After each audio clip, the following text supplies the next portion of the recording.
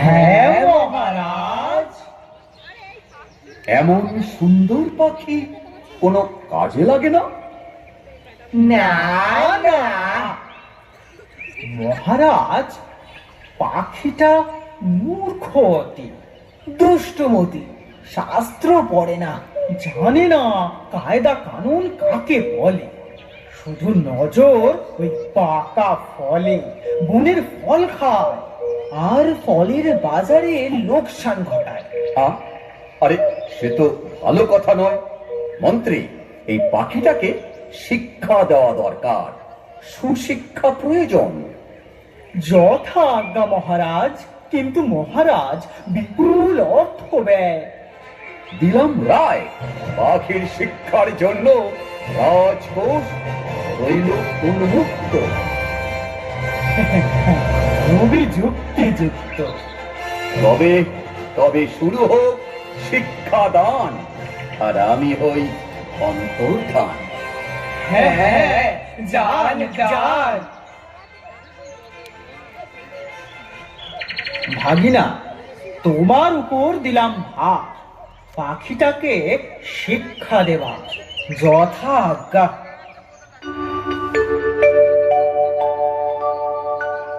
কি ব্যাপার, এত জরুরি তলবং কেন?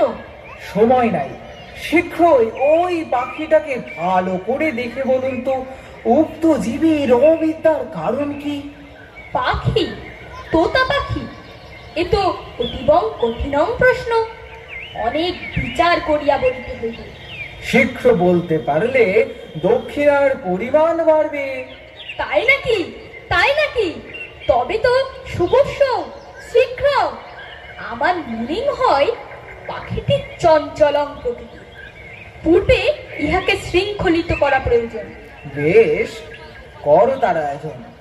এই, কে আছিস কে? ধরে আন পাখিটাকে।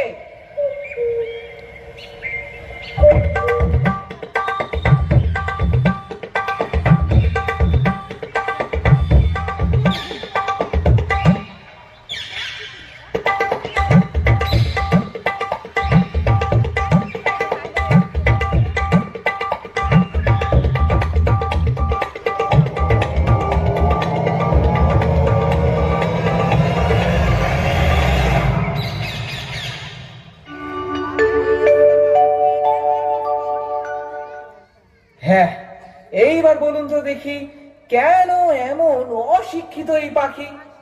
এর মাথা অতি ক্ষুদ্র, সেখানে বেশি বিদ্যাং ধরে না।